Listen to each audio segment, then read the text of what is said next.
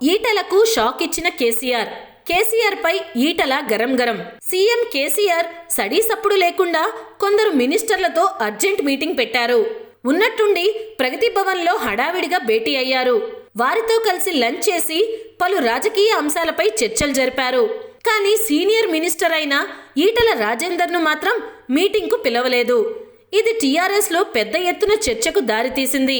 MLC ఎలక్షన్ల నేపథ్యంలో భేటీ జరిగిందని, అందుబాటులో ఉన్న మంత్రులను పిలిచారని నేతలు పైకి చెప్తున్నా మరేదో ఉందన్న అభిప్రాయం వ్యక్తమైంది.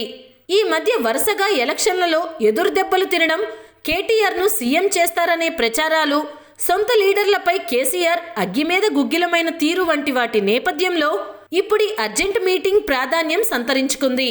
ఈటలకు ప్రగతి భవన్కు మధ్య దూరం పెరిగిందని, ఈ మీటింగ్ ద్వారా మంత్రుల్లో తనవారెవరు పరాయివారెవరన్న దానిపై సీఎం క్లారిటీ ఇచ్చారని టీఆర్ఎస్ లీడర్లలో ప్రచారం గుప్పుమంది. కొందరు మంత్రుల పేర్లు చెప్పి వారిని అర్జెంటుగా ప్రగతి భవన్కు పిలవాలని ఆదేశించారు. ప్రగతి భవన్ వర్గాలు వెంటనే సంబంధిత మినిస్టర్లకు ఫోన్ చేసి ఇన్ఫర్మేషన్ ఇచ్చాయి. కాల్స్ వచ్చిన 10 మంది మంత్రులు హడావిడిగా ప్రగతి భవన్కు చేరుకున్నారు. ఇన్విటేషన్ రాని వారు తమకు ఎందుకు ఫోన్ రాలేదని ఆరా తీశారని, ప్రగతి భవన్ నుంచి ఎలాంటి స్పష్టత ఇవ్వలేదని తెలిసింది. అందుబాటులో ఉన్న మంత్రులను పిలిచామని ప్రగతి భవన్ వర్గాలు చెప్పుకొస్తున్నా పరిస్థితి మరోలా ఉందని నేతలు అంటున్నారు. ఈటల హైదరాబాద్లోనే ఉన్నారు. ప్రగతి భవన్కు కూతవేటు దూరంలోని టెంపరరీ సెక్రటేరియట్ బీఆర్కే భవన్లోనే పొద్దంతా గడిపారు. అయినా ఆయనకు సీఎం మీటింగ్పై కనీసం ఇన్ఫర్మేషన్ లేదు. అయితే ఈటల ప్రాతినిధ్యం వహిస్తున్న ఉమ్మడి కరీంనగర్ జిల్లాకే చెందిన మంత్రి గంగుల కమలాకర్కు మాత్రం సీఎం పిలుపందింది.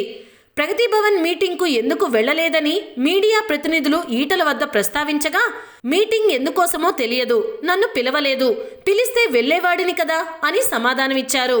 ఈటలకు పదవి ఉంది తప్పితే పవర్ లేదు.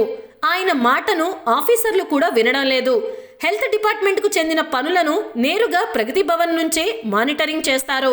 చివరికి బడ్జెట్ ప్రపోజల్స్ కూడా ఆయనకు తెలియకుండానే ఆఫీసర్లు తయారు చేసి పంపారు అని ఓ ఎమ్మెల్యే అన్నారు.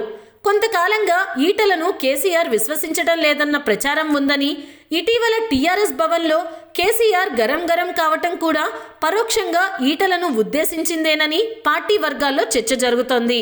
సీఎం ప్రగతి భవన్ మీటింగ్ సందర్భంగా ఎమ్మెల్సీ ఎలక్షన్లకు ఇన్ఛార్జీలను నిర్ణయించారు.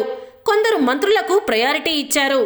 ఈటలను మీటింగ్కు పిలవని సీఎం అదే కరీంనగర్ జిల్లాకు చెందిన మంత్రి గంగుల కమలాకర్ను హైదరాబాద్ ఇన్ఛార్జిగా నియమించారు.